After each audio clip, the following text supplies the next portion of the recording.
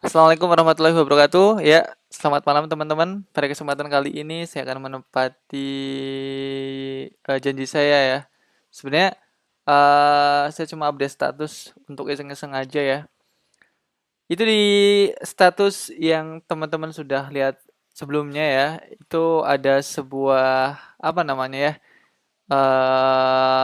Performa Facebook Ads ya, performa Facebook Ads di mana ya itu lumayan bagus ya, lumayan bagus dengan cost per purchase yang low cost banget gitu.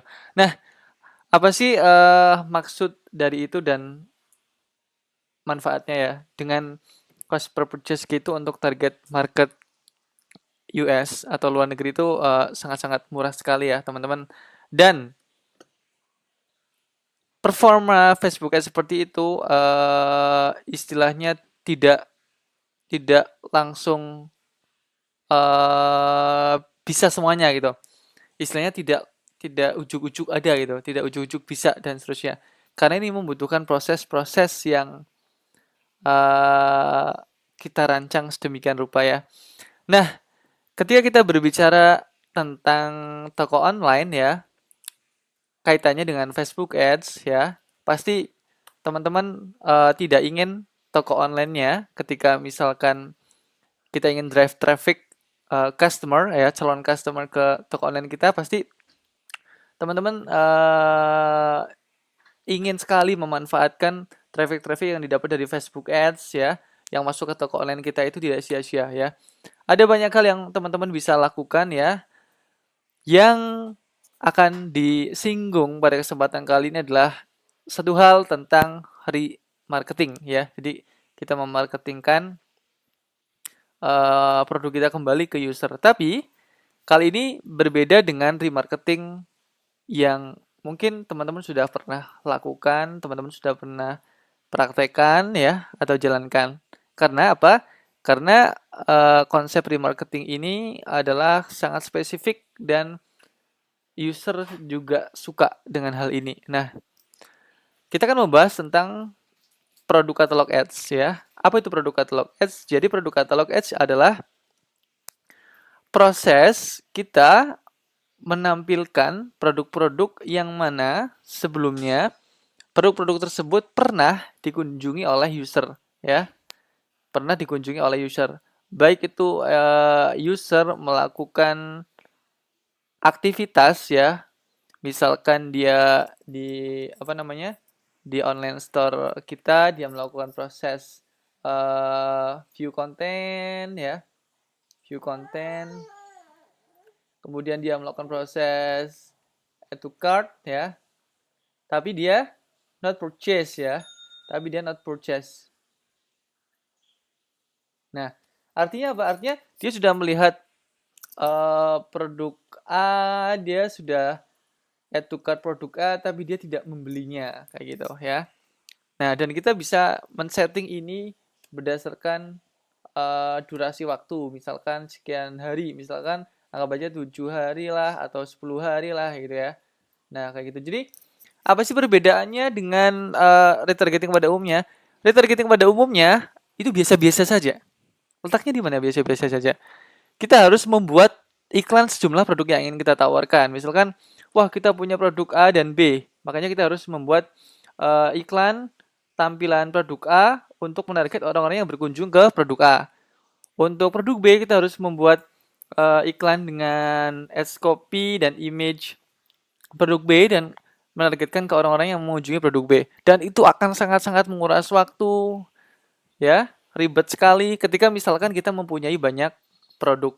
Nah, oleh karena itu Facebook mengadakan sebuah objektif yang namanya produk katalog ads. Ya, ini memang agak beribet ya, produk katalog ads. Jadi dengan produk katalog ads, teman-teman cukup membuat satu ya, cukup membuat satu ya, membuat satu ads ya, satu ads di mana itu bisa tergenerate menjadi puluhan ads, bahkan ribuan ads tergantung produk yang teman-teman punya. Seperti itu. Ya, jadi misalkan teman-teman punya e-com ya, punya online store di mana di situ ada listingan puluhan produk atau ratusan produk di situ ya. dengan berbagai varian. Dengan berbagai varian, misalkan ada sebuah collection ya atau kategori produk di situ ada beberapa collection. Nah, jadi ketika misalkan uh, user ya, ketika misalkan user mengunjungi produk A yang masuk dalam satu kategori produk A itu ada B, C, D, E yang related dengan itu. Maka nanti iklan itu akan menampilkan produk yang mana user itu lihat, bahkan yang user add to cart ya, produk itu ya, kayak gitu. Nah, jadi sangat spesifik sekali ya. Jadi sangat apa ya, personal sekali iklannya.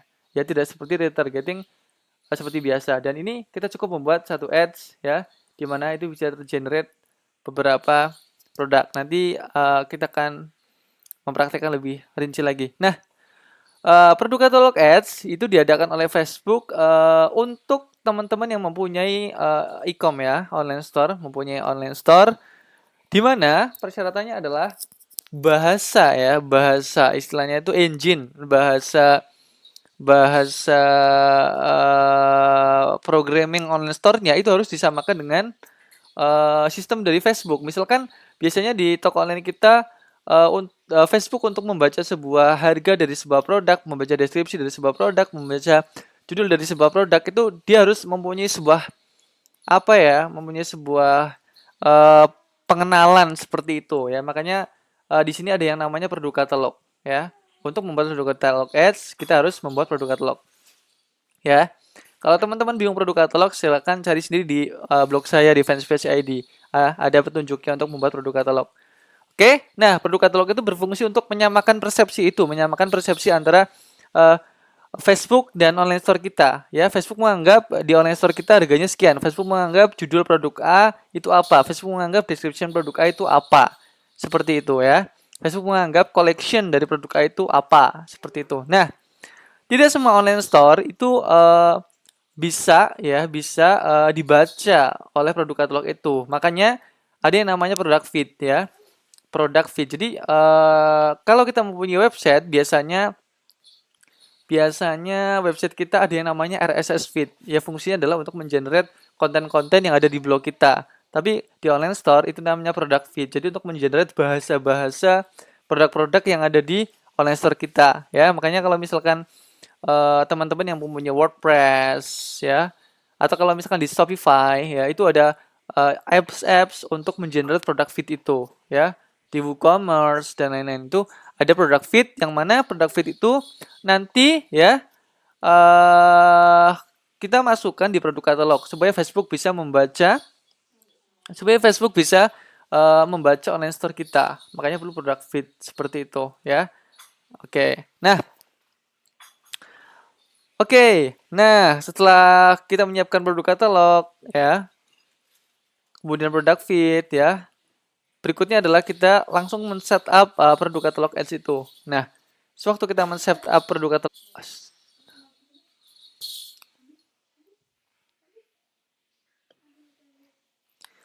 teman-teman bisa men-settingnya ya dengan memilih objektif produk katalog ads ya, produk katalog ads ya. Kemudian hal yang paling asik ya adalah di sini nih ya. Kita bisa menarget dari audiens-audiens yang sudah berkunjung ke online store kita. Misalkan di sini pilihannya nih, view or add to cart but not purchase ya. Misalkan di sini kita setting 7 hari. Jadi Facebook akan fokus menampilkan iklan kita produk tertentu ya, produk tertentu akan tergenerate dengan sendirinya dan tampil ke orang-orang yang melihat produk itu ya dan menambahkan ke keranjang belanja tapi nggak beli kayak gitu. Ini juga ada pilihannya di bawah ya. Add to cart but not purchase, upsell product, cross sell product, custom combination. Tapi saya sering menggunakan yang ini nih. Oke. Nah, budget seperti biasa terserah teman-teman ya.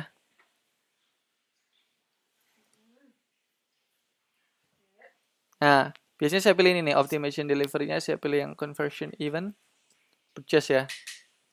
Seperti itu. Ya, jadi biar diprioritaskan ke orang-orang yang memang sedang purchase.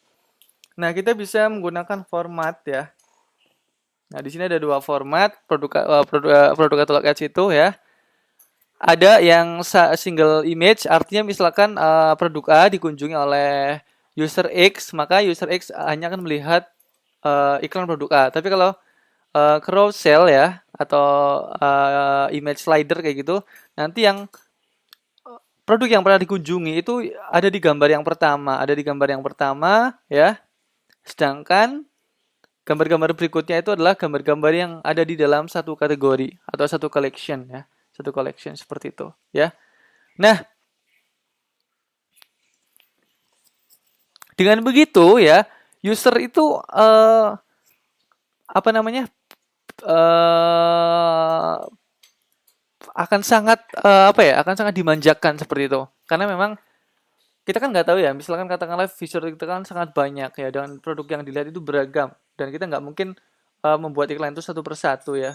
Makanya dengan adanya produk katalog ads ini ya, dengan adanya produk katalog ads ini, kita bisa memformulasikan di sini, misalkan di sini headline-nya, ini produk name nih, misalkan produk name. Di sini kita tulis misalkan free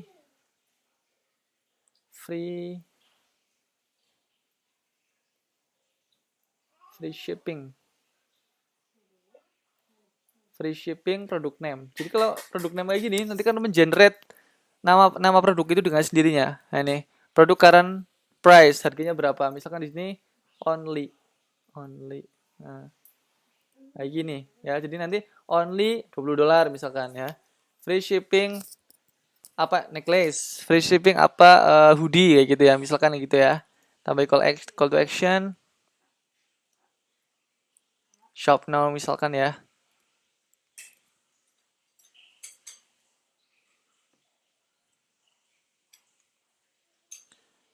Ya, jadi seperti itu ya.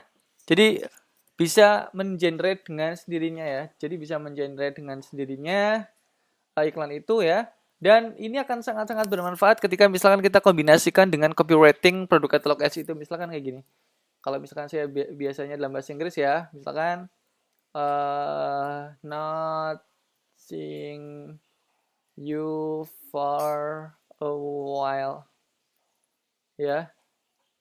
Use kupon 20 off to get 20%.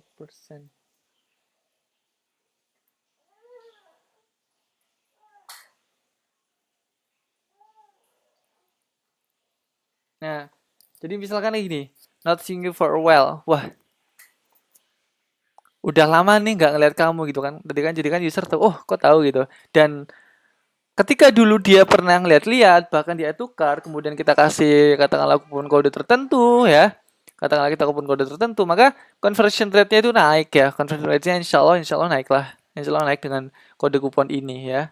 Kayak gitu. Apalagi kita running dengan periode yang sangat matang. Jadi misalkan dalam durasi 1 minggu itu kita fokus ke orang-orang yang view konten dan add to cart but not purchase seperti itu ya. Makanya bisa apa namanya dengan cost per purchase rendah ya, karena memang strateginya seperti ini. Ya, oke. Mungkin itu saja ya sharing kita kali ini ya. Semoga bermanfaat buat teman-teman. Kalau masih bingung ya tinggal googling aja. Di Google kan banyak sekali jawaban-jawaban yang teman-teman akan temui. Oke? Assalamualaikum warahmatullahi wabarakatuh.